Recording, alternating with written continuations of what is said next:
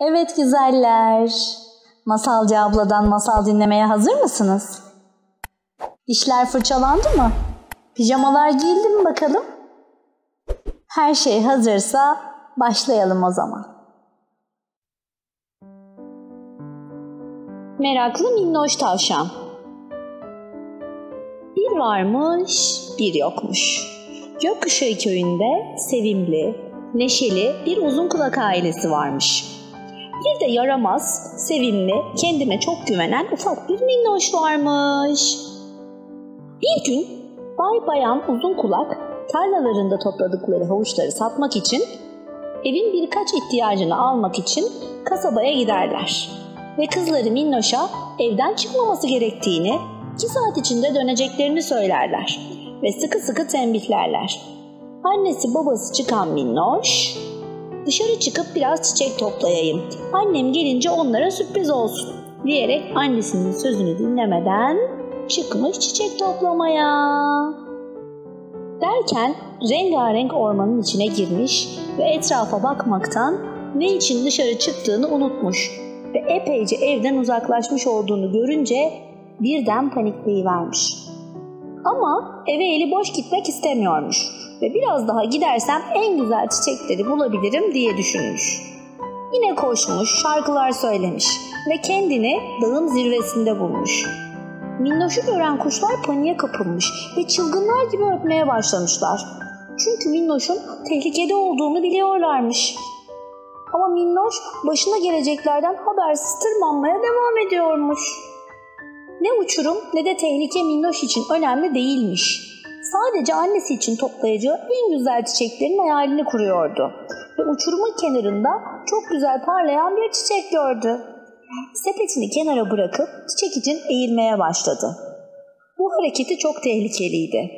Ha gayret, biraz daha elim yetişecek derken birden kayıp çalıların arasından ve eteği ağaca takıldığı için çok şanslıydı. Ve "İmdat!" diye bağırmaya başladı. İşte şimdi Minnoş çok korkuyordu. Çiçek umrunda değildi artık. Sadece kurtulmak istiyordu.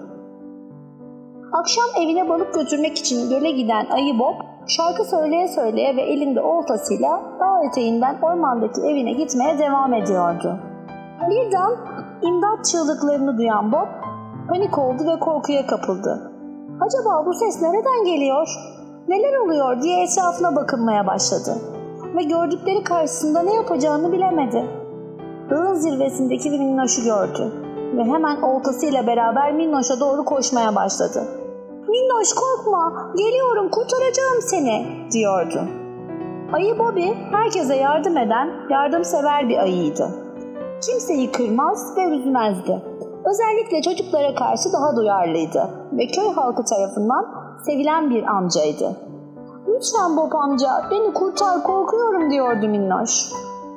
Ve zirveye yaklaşmıştı ama nasıl kurtaracağım diye kara kara düşünürken aklına oltası geldi.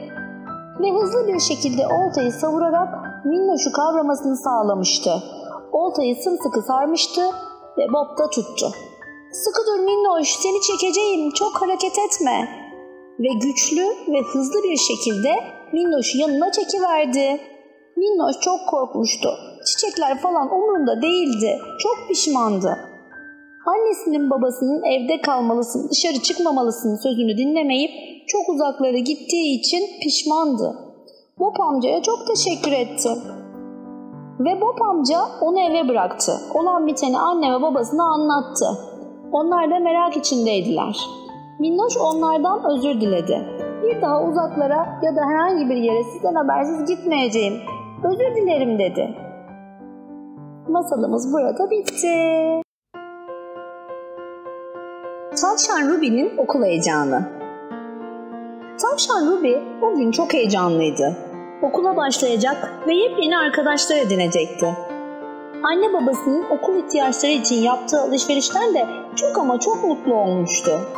Pazar günü çok çabucak geçmişti onun için. Alışveriş yapıldı ve banyosunu yaptı. Anne babasına iyi geceler öpücüğünü verdikten sonra doğruca yatağına girdi erkenden. Ne de olsa yarın sabah erkenden kalkarak okula gitmeliydi. Onun bu panik halleri ve okul için yaşadığı tatlı heyecanı anne babasını çok eğlendirmiş ve güldürmüştü. Ama bir yandan da Ruby'nin okul heyecanı onları gururlandırıyordu. Okulu bu kadar çok sevmesi içten içe onun başarılı da olacağı hissini oluşturdu anne babasında. Onlar neşeyle konuşurlarken içeriden Ruby, "Alarmı kurmayı unutma anne," diye bağırıyordu. "Tamam Ruby, unutmam merak etme," diye cevap verdi annesi. Bayan Puffy oğlunun heyecanını anlayabiliyordu. Özenle oğlunun kıyafetlerini hazırladı. Saatin alarmını kurdu ve ışığı kapatarak erkenden yatıp uyumaya karar verdi. Yarın önemli bir gün olacaktı çünkü. Sabah daha alarm bile çalmamıştı. Bayan Puffy oğlunun sesiyle uyandı. Gözlerini ovaladı. "Efendim oğlum," diyerek yatağından doğruldu. Aynı şekilde Bay Bobby de kalktı. Hava henüz aydınlanmamıştı bile. Neşeyle hep birlikte kahvaltı hazırladılar. Ruby'nin küçük kardeşi Tavşan Ruffy ise içeride her şeyden habersiz mışıl mışıl uyuyordu. Annesi onun uyanmaması için yavaşça hareket ediyor ve biraz sessizce konuşuyordu. O sırada Ruby öylesine hızlı kahvaltısını ediyordu ki Bay Bobby onu uyarmak zorunda kaldı. Annesinin elinden tutmuş, çantası sırtında heyecanla okulun yolunu tutmuştu bizim tatlı Ruby'cik. Okulun bahçesi tıpkı kendisi gibi okula yeni başlayan heyecanlı öğrencilerle doluydu. Zil çalınca annesine bahçe kapısında veda eden Ruby doğruca kendilerine anons edilen sınıfa girdi. Yeni arkadaşlarıyla beraber. Ve işte o beklenen an. Aradan zaman geçti. Bayan Puffy evde gülümseyerek oğlu Ruby'yi düşünüyordu. Derken telefon çaldı. Koşarak telefona bakan Bayan Puffy okuldan arandığını duyunca bir an şaşırdı. Ürktü ve korktu da.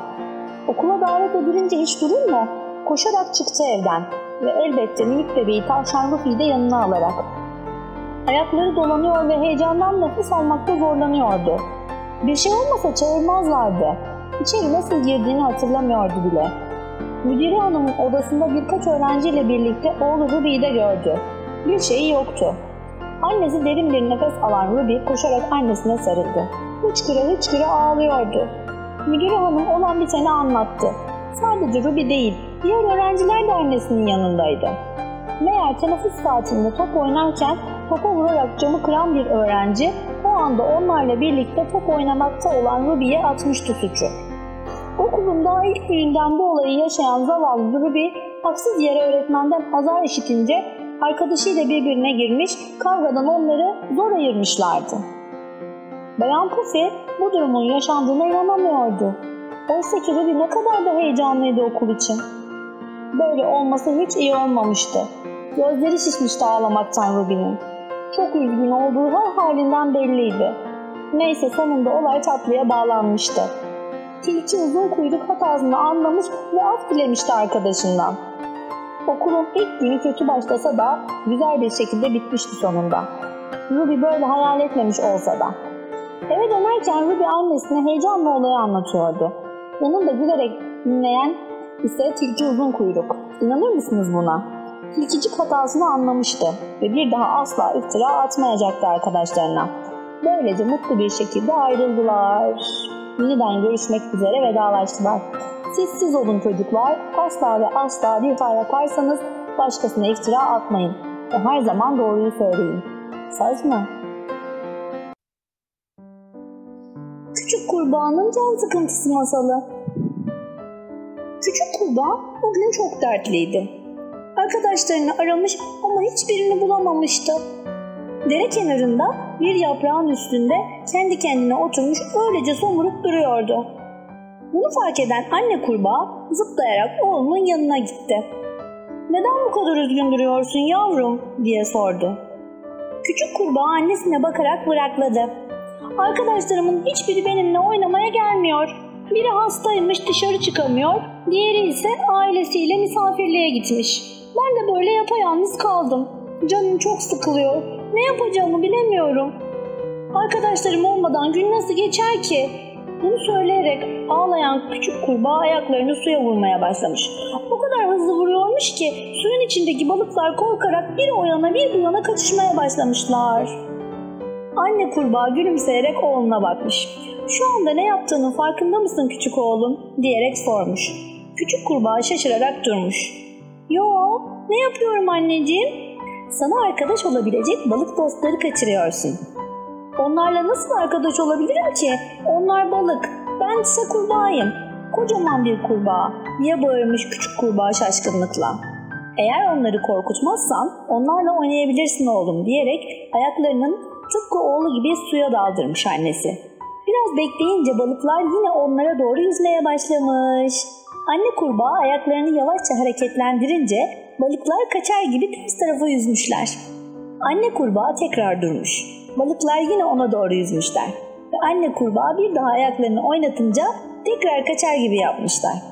Ama anne kurbağa o kadar kibar ve yavaş şekilde yapıyormuş ki ayak çıkma hareketini balıklar bunun bir oyun olduğunu anlayarak bir ileri bir geri yüzmeye başlamışlar.